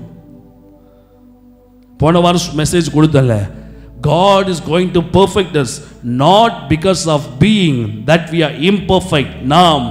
நாம வந்து ஏதோ சரியில்லைன்னு சொல்லி கர்த்தர் நம்மளை பெர்ஃபெக்ட் பண்ணல. சீயோனுல துயரப்பட்டவர்களை சீர்படுத்தவும், சாம்பலுக்கு பதிலாக ஒடுங்கின ஆவிக்கு பதிலாக துதியினுடைய கொடுக்கவும். ஏன் தெரியுமா? என் நீதி அவரை சார்ந்து இருக்குது. வேதம் சொல்லுது புது சிருஷ்டியே காரியம். ஆமென். அப்போ நான் என் வாழ்க்கையில் தடைகள் பிரச்சனைகளை வரும்போது பயப்படணும்னு அவசியம் கிடையாது. வியாதிகள் வரும்போது பயப்படணும்னு அவசியம் கிடையாது. போராட்டங்கள் வரும்போது நான் அலறணும்னு அவசியம் கிடையாது. பொருளாதார தடைகள் வரும்போது அதை குறித்து நான் யோசிக்கணும்னு அவசியம் கிடையாது. அந்த சூழ்நிலையில அப்பா பிதாவே என்று கூப்பிடப்படுகிற தெய்வத்தை நோக்கி நாம் கூப்பிட்டு கரங்களை உயர்த்தி 3 அல்லேலூயா. அப்பா பிதாவே. நம்பிக்கை உள்ளவங்க சத்தமா சொல்லுங்க, அப்பா பிதாவே. வெயிட் பண்ணுங்க, நீங்க கேட்கறது வேற மாதிரி இருக்கு. எம்மா தாயேன்னு நல்லா சத்தமா. ரெண்டாவது பழக்கம் எங்க விடும், 10 பரம்பரைக்கு முன்னாடி அதான் பண்ணிட்டு இருந்தோம். ஆமென். நல்லா 2 கையை உயர்த்தி எல்லாரும் சொல்லுவாங்க நாங்கள் பெரிய பரம்பரை. என்ன பரம்பரை? வெள்ளைக்காரன் காலத்தில் ஒரு நிலைமை என்னன்னு எனக்கு தெரியும். போய் ஹிஸ்ட்ரிஸை படிச்சு பாரு. அது குறிப்பாக தென் தமிழகத்தில் உள்ளவனுங்களை என்ன நிலைமையில வச்சிருந்தானுங்க நீ முதல்ல போய் பாரு ஹிஸ்ட்ரிஸை. எல்லாம் பெரிய ஏதோ பெரிய பரம்பரைந்து வந்த மாதிரி எல்லாருக்கும் நினைப்பு. எங்கள் லெவல் என்ன, எங்கள் ரேஞ்ச் என்ன, எங்கள் குடும்பம் என்ன, கோத்திரம் என்ன, பேக்ரவுண்ட் என்ன. வெள்ளைக்காரன் காலத்தில் எப்படி நம்ம இருந்தோம், 10 தலைமுறைக்கு முன்னாடி என்ன லட்சணத்தில் நம்மளை வச்சிருந்தானுங்க. அந்த பரம்பரையில் பிறந்த நம்ம தான் இந்த அளவுக்கு ஆசீர்வாதமாக இருக்கும். கையை தட்டி ஆமென் சொல்லுங்க ஒரு அல்லேலூயா. இந்த சட்டை கூட போடுறதுக்கு எனக்கு முப்பாட்டனுக்கு இந்த பூமியில் அனுமதி கிடையாது. பெண்களுக்கு சேலை உடுத்துவதற்கு அனுமதி கிடையாது. பிள்ளைகள் படிப்பதற்கு அனுமதி கிடையாது. அரசாங்க உத்தியோகம் அனுமதி கிடையாது. இப்போ என்ன, அது கவர்மெண்ட் ஜாப் பாஸ்டர், அதெல்லாம் ஞாயிற்றுக்கிழமை கூப்பிட்டா போய் தான் ஆகணும், நாங்கள் லீவ் போட மாட்டோம். பழமொழி உண்டு, அர்ப்பனுக்கு வாழ் வந்தால் நடுராத்திரியில் கொடைபிடிப்பானா. அநேக விசுவாசிகளை பார்க்கும்போது அதான் தோணும், பெரிய ஆளுக்கு சரி பார்ப்போம். நல்லா விட்டு பிடிக்கிறாள், எவ்வளோ ஆடுறானோ ஆட விட்டு பிடிக்கிறாள், எவ்வளோ பாடுறானோ பாட விட்டு பிடிப்பேன், எவ்வளோ இவன் துள்ளுறானோ அவ்வளோ துள்ள விட்டு பிடிப்பேன். குறுக்க பொங்குதெல்லாம் காப்பாற்ற மாட்டேன். So we should be always grateful for God. இந்த வாழ்க்கை, இந்த சேர்ல கூட இன்னைக்கு நம்ம உட்கார்றோம்னா கர்த்தருடைய கிருபை. ஹல்லேலூயா. நல்ல ஒரு அபிஷேகம் நிறைந்த ஆராதனை கிடைக்கினா கர்த்தருடைய கிருபை. நல்ல மெய்ப்பத்துவம் கிடைக்கினா கர்த்தருடைய கிருபை. சொல்லுங்க ஒரு அல்லேலூயா. இன்னைக்கு பேய்களை ஓட்டுறோம்னா கர்த்தருடைய கிருபை. ஏன்னா எனக்கு முந்தின பரம்பரையில் பல பேர் பேய் பிடிச்சு வாழ்ந்தாங்க. அதே பரம்பரையில் பிறந்த என்ன கர்த்தர், உங்களை கர்த்தர் பிசாசை அழிக்க, பிசாசை நசுக்க, பிசாசு வல்லமைகளை ஜெயிக்க எவ்வளவு பாக்கியம். கையை தட்டி அல்லேலூயா சொல்றவங்க சத்தமா கரங்களை தட்டி அல்லேலூயா. உரிந்து கொண்டு வெளியரங்கமான கோலமாக்கி சிலுவையில் எங்க சிறந்தாரா? இப்போ நான் கேட்க, பிரச்சனைகளை ஜெயிக்கிறதுக்கு அதிகாரம் கர்த்தர் உங்களுக்கு கொடுத்துருக்காரா இல்லையா? கொடுத்துருக்கான்னு சொல்லுகிறவங்க கையை உயர்த்து அல்லேலூயா சொல்லலாமே. செங்கடலை பிளக்கிற அதிகாரம் கர்த்தர் கொடுத்துருக்காரா இல்லையா? நீங்க தோக்குற ஒரே இடம் ஃபீலிங்ஸ். நீங்க பிசாஸ்ட தோக்குற இடம் ஃபீலிங்ஸ் தான். மீன் செத்துரும், செங்கடலை திறந்தா மீன் செத்துரும். செங்கடலை திறந்தா உள்ள இருக்கிற நத்தை செத்துரும். செங்கடலை திறந்தா உள்ள இருக்கிற அவன் பாதிக்கப்பட்டுருவான், இவன் பாதிக்கப்பட்டுருவான். அதே செங்கடலை திறந்தவன் ஈவு இறக்கலாம செங்கடலை க்ளோஸ் பண்ணி அடக்க ஆராதனை செஞ்சுட்டு போயிட்டே இருக்கான். பூமியிலே தண்ணியில் நடந்த அடக்க ஆராதனை மோசே செஞ்ச அடக்க ஆராதனை செங்கடல்ல. எல்லாரையும் மண்ணில் புதைப்பாங்க. ஆனால் மோசே ஜனங்க அந்த எகிப்திய புத்திரர்களை, ஒரு காலத்தில் இதே எகிப்திய புத்திரர்கள் அவன் முப்பாட்டனாகிய யோசேப்பை உயர்த்தி வைத்தார்கள். கொஞ்சம் கூட மோசைக்கு இறக்கம் இல்லை. இஸ்ரவேல் ஜனங்கள் சோத்துக்கு வழி இல்லாமல் இருக்கும் பொழுது அவர்கள் கையேந்தி நின்ற போது இஸ்ரவேல் ஜனங்கள் பழுகி பெருகும்படியாக உதவியாய் இருந்தவர்கள். சில டைம் வரும்போது, சில சீசன் வரும்போது சில பேரை க்ளோஸ் பண்ணணும்னா க்ளோஸ் பண்ணணும். என்னதான் இருந்தாலும் ஒரு காலத்தில் பல் இருக்கிற வரைக்கும் தான் என்னதான் இருந்தாலும் ஒரு காலத்தில் பல் ஃபுல்லாக போயிட்டுனா காற்று தான் வரும். என்னதான் இருந்தாலும் ஒரு காலத்தில் நாங்கள் எப்படி அதெல்லாம் விட முடியும்? போ செங்கடலில் உள்ள கிடந்து நீனு சாவு. ஒரு காலத்தில் சோர் போட்டவனுங்க பரதேசியாக வந்தபோது ஆதரித்து கோசேன் தேசத்தில் வாழ்வதற்கு இடம் கொடுத்தவனுங்க. யோசேப்பை அறியாத ராஜா தோன்றின போது இவர்கள் நெருக்கம் அடைஞ்சானுங்க. அதுக்கு நாம் அந்த காலத்தில் சோர் போட்டான். யோசேப்பு சோர் போடலை, யோசேப்புடைய பார்வோனும் சோர்படல, கர்த்தர் இவர்களை போஷிச்சார். கையை தட்டி ஆமேன் சொல்றவங்க சத்தம் அல்லேலூயா. என்னதான் இருந்தாலும் அங்க பிறந்து வளர்ந்த சபையில க்ளோஸ் பண்ணுன்னு சொன்னா க்ளோஸ் பண்ணணும், இல்லை நீ க்ளோஸ் ஆயிடுவேன். என்னதான் இருந்தாலும் நாங்க 27 வருஷமாக போயிட்டு இருக்கோம். எப்படி பாஸ்டர் விட்டுட்டு வர முடியும்? க்ளோஸ் பண்ணணும். இல்ல அவனை க்ளோஸ் பண்ணுவான். அதை யோசித்தேன். கொஞ்சம் கூட மோசைக்கு ஈவ இறக்கல. கர்த்தருடைய ஊழியக்காரனா ஈவால இருக்கணும், இறக்கமால இருக்கணும், இருதயம் உருகணும்ல. எப்படி இவர் அன்பு இல்லாம போதிக்கிறார்? வாங்க, அடுத்த வாரம் மெசேஜ் கன்ஃபியூஷன் இருக்கு. எப்படி அன்பு இல்லாம போதிக்கிறார்? எப்படி பாசம் இல்லாம போதிக்கிறார்? ஆண்டவர் என்ன சொல்றாரோ அதை செய்யறதா உத்தம ஊழியக்காரர். நான் சவுல் கிடையாது. ஆட்டுக்கும் மாட்டுக்கும் கோழிக்கும் ஈவிறக்கம் வச்சுட்டு பின்னாடி வச்சுட்டு எனக்கு நானே சூனியமைத்து சாவதற்கு நான் சவுல் இல்லை. கர்த்தர் சொல்றதை செய்யறதுக்கு தேர்ந்தெடுக்கப்பட்ட தாவீது.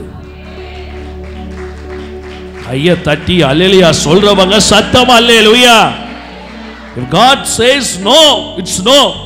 சில பேர் கர்த்தர் உதவி செய்யக்கூடாதுன்னு சொன்னார்னா செய்யக்கூடாது. சில பேரை கர்த்தர் பார்க்க கூடாதுன்னு சொன்னார்னா பார்க்க கூடாது. சில பேர்ட்ட ஐக்கியம் வைக்க கூடாதுன்னு கர்த்தர் சொன்னார்னா ஐக்கியம் வைக்க கூடாது. சில பேரை எல்லையை விட்டு வெளியே அனுப்புனா அனுப்பணும். சில உறவை துண்டின்னு கர்த்தர் சொல்றாரா துண்டிக்கணும். ஐயோ நாங்க 15 வருஷம் ஃப்ரெண்ட்ஷிப்ல, நீ ஃப்ரெண்ட்ஷிப்பா இருந்தேன்னா அவனை க்ளோஸ் பண்ணிடுவான். அதனாலதான் கர்த்தர் சொல்லுகிறார் ஃப்ரெண்ட்ஷிப்பை கட் பண்ணு. ஈவு இறக்க இல்லாம மோசே, even though Moses and Pharaoh they were dealt as a friends.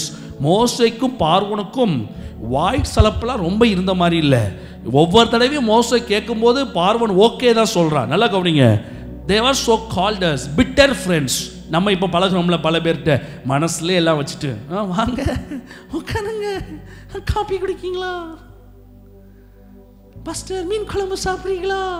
Bitter friends. மோசையும் பார்வனும் பிட்டர் ஃப்ரெண்ட்ஸ். ஏன் தெரியுமா? எப்போ நினைச்சாலும் மோசை உள்ள போறான். ஆமென். ஏன்னா பார்வோன் வீட்டிலே வளர்ந்துருக்கான். கையை உயர்த்தி அல்லேலூயா. ஏன் கர்த்தர் மோசையை பார்வோன் வீட்டில் வளர வச்சார்னா அந்த குடும்பத்தோட ஒரு ஐக்கியம், அந்த குடும்பத்தோட ஒரு உறவு. ஒரு டைம் இருந்துச்சு, உறவை மட்டும் விடக்கூடாது தம்பி, உறவு கொண்டாடினவனையும் விடணும். பார்வோன் நினைச்சிருப்பான் வளர்த்த கிடா மார்லெல்லாம் பாயாது, கழுத்தில் பாயும். மாரில் பாஞ்சா கூட லேட்டாக தான் சாவ, கழுத்தில் பாஞ்சானுங்க இஸ்ரவேல் ஜனங்கள். பிகாஸ் அவனுடைய தெய்வம் வேற, நம்மளுடைய தெய்வம் வேற.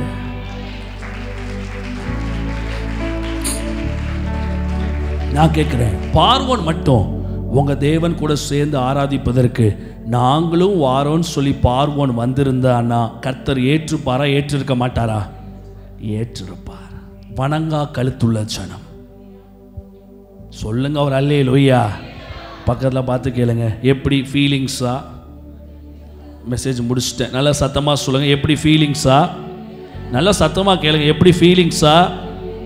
இல்லைன்னா எல்லாத்தையும் விட்டுட்டு கர்த்தருக்காக செயல்பட போறீங்களா? சொல்லுங்க ஒரு அல்லேலூயா.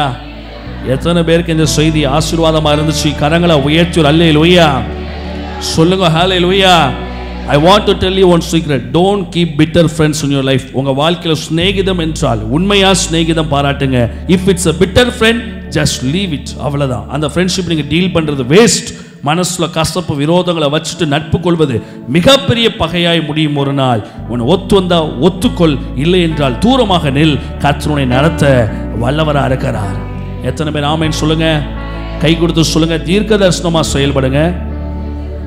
சவுண்டு கேட்கல, நல்லா சத்தமா சொல்லுங்க பார்க்கலாம். தீர்க்க தரிசனமா செயல்படுங்க. கேட்கலங்க, ஐயோ நல்லா சத்தமா சொல்லுங்க. தீர்க்க தரிசனமா செயல்படுங்க. தீர்க்க தரிசனமாக செயல்பட வைங்க. தீர்க்க தரிசனமாக பேசுங்க. ஃபீலிங்ஸை மேற்கொள்ளுங்க. கர்த்தர் சொல்றத 100% செய்து விடுங்க. உங்க வாழ்க்கையில வெற்றி நிச்சயம். கையை தட்டி இந்த நல்ல நாளுக்காய் எல்லாரும் எழுப்பி நின்று தள்ளப்பட்ட கல் கட்டிடம் தாங்கிடும் மூளை கல்லாகிற்றே. தள்ளப்பட்ட கல் கட்டிடம் தாங்கிடும் மூளை கல்லாகிற்றே. கட்ட செயல் இது, அதிசயம் இது, கட்ட செயல் இது, அதிசயம் இது, கைதட்டி பாடுகளை. தோல்வியில எனக்கு,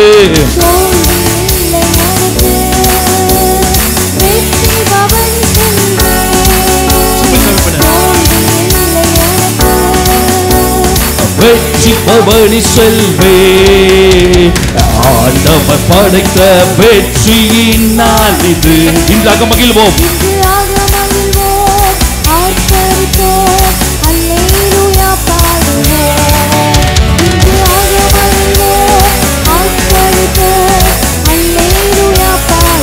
ஹல்லேலூயா. தோல்வி இல்லை, ஹல்லேலூயா. வெற்றி உண்டு, ஹல்லேலூயா.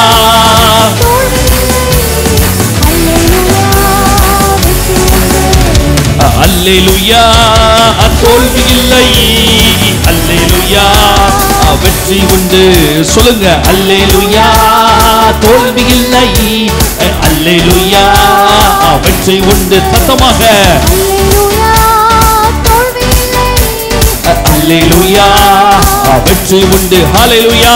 ஹல்லேலூயா. தோல்வி இல்லை, ஹல்லேலூயா. வெற்றி உண்டு.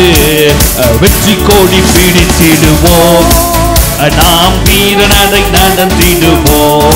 சொல்லுங்க, வெற்றி கோடி பிடித்திடுவோம், நாம் வீரனடை நடந்திடுவோம். வெள்ளம் போல சத்தான் வந்தாலும் ஆவிதாவே, ஆவிதாவே கோடி பீடிப்பா. சொல்லுங்க, வெள்ளம் போல சத்தான் வந்தாலும் ஆவே, அஞ்சாத என் மகனே, நீ அஞ்சாத என் மகளே. ஆவே, நீ அஞ்சாத என் மகளே. வெற்றி கொடி, வெற்றி கொடி பிடித்திடுவோம், நாம் வீரனடை நடந்திடுவோம். க்ளோரி.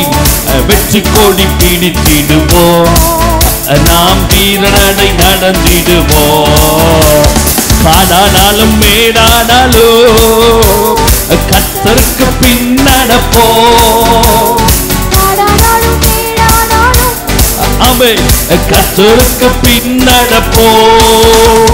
காலப்பையில் கை வைத்திட்டோம். நல்ல வாய் திறந்து சத்தம் உயரட்டும். காலப்பையில் கை வைத்திட்டோம், இனி திரும்பி பார்க்க. மீண்டும் one more time. காலப்பையில் கை வைத்திட்டோம், இனி திரும்பி பார்க்க மாட்டோம். வெற்றி கொடி பிடிச்சிடுவோம். ஆவே, நாம் வீரனடை நடத்திடுவோம். Yes daddy. வெற்றி கொடி பிடித்திடுவோம், நாம் வீரனடை நடத்திடுவோம். நல்ல சத்தமா கரங்களை தட்டி, நல்ல சத்தமா கரங்களை தட்டி, நல்ல வாய்களை திறந்து அந்நிய பாஷை பேசி, let the prophetic act shall be activated in this church. தீர்க்க தரிசனமாய் செயல்படுகிற கிருபை இந்த சபையில் இருக்கிற பிள்ளைகளுக்கு மேல இறங்குவதாக. அதனால இந்த பிள்ளைகள் ஆண்டவரே, அதனால இந்த பிள்ளைகள் சுவாமி, அதனால இந்த ஜனங்கள் செங்கடல பிளக்கட்டும் ஐயா. சூழ்ந்திருக்கவங்களை தீர்க்க தரிசனமாய் செயல்பட வைக்கட்டும் சுவாமி. தீர்க்க தரிசனமாய் பேசட்டும் ஆண்டவரே. கரங்களை உயர்த்துங்க இயேசுவின் நாமத்தினாலே. ஓ, அந்த பிள்ளைகளுக்கு மேல எல்லாருக்கும் மேலேயும் உம்முடைய ப்ராஃபட்டிக் கைடன்ஸ் நான் ரிலீஸ் பண்ணி நான் செபிக்கிறேன். பிசினஸ்ல இருந்து அப்பா, குடும்ப வாழ்க்கையில இருந்து எதிர்கால முடிவுகள் வரைக்கும் சபையின் காரியங்கள் கர்த்தருக்கு கொடுப்பது எல்லாத்திலையும் சுவாமி ப்ராஃபட்டிக் கைடன்ஸ் ஓபன் ஆவதாக. தீர்க்க தரிசன வழிநடத்துதல் திறக்கப்படுவதாக. கர்த்தருடைய தீர்க்க தரிசன அபிஷேகத்தில் செயல்படுகிற கர்த்தருடைய ஊழியக்காரனாக நான் இந்த சபைக்குள்ளே அமர்ந்திருக்கிற என் ஒவ்வொரு ஆவிக்குரிய மகனுக்கும் என் ஆவிக்குரிய மகளுக்கும் இந்த தீர்க்க தரிசன செயல்பாடு உண்டாகட்டும் ஐயா. ப்ராஃபட்டிக் ஆக்ஷன் உண்டாகட்டும் ஐயா. ப்ராஃபட்டிக் கைடன்ஸ் உண்டாகட்டும் ஐயா. பெரிய பெரிய வெற்றிகளை நிமித்தம் பார்க்கட்டும் ஐயா. தீர்க்க தரிசனமாய் பேசட்டும் ஐயா. விசேஷமாய் அப்பா, அடியேனே விசேஷமா இந்த பலவீனத்தின் நாட்கள்ல நேசிக்கிற ஒவ்வொரு தனிப்பட்ட குடும்பங்களை நான் ஆசீர்வதிக்கிறேன் ஆண்டவரே. ரோமர் 16 நான் வாசிக்கிறோமே அப்பா, அவர்கள் எனக்காக தன் பிராணனையும் கொடுக்க தயங்கவில்லை என்று எழுதுகிற வண்ணமாய் சுவாமி, இந்த சபையில் அப்படிப்பட்ட விலையேறப்பட்ட முத்துக்கள் உண்டு சுவாமி. கர்த்தருடைய ஊழியக்காரன் பலவீனங்கள்ல ஜெபிக்கிற பிள்ளைகளை ஆசீர்வதிக்கிறேன். என்னை தாங்கின ஒவ்வொரு குடும்பங்களை ஆசீர்வதிக்கிறேன். கண்ணீர் வடித்த ஒவ்வொரு சகோதர சகோதரி ஆசீர்வதிக்கிறேன். எனக்கு ஒரு நல்ல குடும்பத்தை தந்திருக்கிறீர் சுவாமி. எனக்கு ஒரு நல்ல ஒரு குடும்பத்தை தந்திருக்கிறீர். இவர்களை என் சொந்த ஜனமாக நான் பார்க்கிறேன். பரிசுத்த ஆவியானவர் நீரும் அப்படியே பார்க்கிறீர் ஐயா. They are my own brothers and sisters Lord. இந்த இடத்துல உட்கார்ந்து ஆராதனை செய்கிற ஒவ்வொருத்தரும் என்னுடைய சொந்த சகோதரன் ஆண்டவரே. இந்த இடத்துல இந்த சத்தத்தை கேட்கிற ஒவ்வொருத்தரும் என்னுடைய சொந்த சகோதரி ஆண்டவரே. இவர்களுக்காகவே நான் ஸ்தோத்திரிக்கிறேன் சுவாமி. இது சொன்னீர இக்காலத்து பாடுகள் இனி வெளிப்பட போற மகிமைக்கு ஒப்பிட தக்கவைகள் அல்லன்னு சொல்லி அந்த கிரேஸ் இந்த பாடுகளை என் கூட சேர்ந்து அனுபவிக்கிற பிள்ளைகளுக்கு வரும் நாட்களில் வரப்போகிற மகிமைக்கும் பங்களிப்பை கொடுப்பேன் என்று நேற்று ராத்திரி அடியனோடு பேசினீரே. அந்த மகிமை பொருளாதாரத்தில் செயல்படட்டும், ஊழியத்தில் செயல்படட்டும், குடும்பங்களில் செயல்படட்டும், இயற்கைக்கு அப்பால்பட்ட நன்மைகள் உண்டாகட்டும். புதிய வாரத்தின் ஒவ்வொரு நாட்களையும் ஒப்பு கொடுக்கிறேன் சுவாமி. எல்லையில போராடுகிற மரண ஆவிகளை இயேசுவின் நாமத்தினாலே கட்டி ஜெபிக்கிறேன். விபத்து நாசமோஸ்தின் ஆவிகளை கட்டி ஜெபிக்கிறேன். வேசித்தன ஆவிகளை இயேசுவின் நாமத்தினாலே கட்டி நான் ஜெபிக்கிறேன். அவமானத்தின் ஆவிகளை, பழி சொல்லின் ஆவிகளை கட்டி நான் ஜெபிக்கிறேன். பிரிவினையின் ஆவிகளை இயேசுவின் நாமத்தினாலே கட்டி ஜெபிக்கிறேன். மரண கிரியைகளை இயேசுவின் நாமத்தினாலே கட்டி நான் ஜெபிக்கிறேன். விபத்து நாசமோஸ்தின் ஆவிகளை இயேசுவின் நாமத்தினாலே கடிந்து கொண்டு கட்டி நாங்கள் ஜெபிக்கிறோம் ஆண்டவரே. தேவ சுத்தமில்லாத மனுஷனோ மனுஷன் இலைகளை பிரவேசிக்க கூடாதபடிக்கு கர்த்தர் தாமே எங்களுக்கு அக்கினி மதிலா இருந்து பாதுகாப்பீராக. தேவைகள் எல்லாம் சந்திப்பீராக. மீதமெடுக்க உதவி செய்வீராக. வருகிற ஞாயிற்றுக்கிழமை ஆராதனை ஆசீர்வதிங்க. வர ஞாயிற்றுக்கிழமை சாயங்காலம் இருக்கிற திருநெல்வேலி அற்புதத்தின் நேரத்தை ஆசீர்வதிங்க. எல்லாத்தையும் சீர்படுத்தி ஸ்திரப்படுத்தி பலப்படுத்தி நீ சொன்ன வார்த்தையின்படி நிலைநிறுத்துவீராக. கிருபைகளை தந்தீரே ஸ்தோத்திரம். இந்த ஆராதனை ஜனங்களுக்கு நடத்துவதற்கு அடியனை பலப்படுத்தினீரே ஸ்தோத்திரம். இன்னும் உமக்காக ஓட கிருபை தாரம். ஒவ்வொருவரையும் மனதார ஆசீர்வதிக்கிறேன். தனிப்பட்ட ஜெப இடத்துல வல்லமை வெளிப்படட்டும். இயேசுவின் நாமத்தில் ஜெபிக்கிறோம் நல்ல பிதாவே, ஆமென். சத்தமா ரெண்டு கையை உயர்த்தி சொல்லுங்க பார்க்கலாம். என் ஆத்துமாவே கர்த்தரை ஸ்தோத்திரி, என் முழு வல்லமையுடைய பரிசுத்த நாமத்தை ஸ்தோத்திரி. என் ஆத்துமாவே கர்த்தரை ஸ்தோத்திரி. கர்த்தர் செய்த சகல உபகாரங்களை மறவாதே.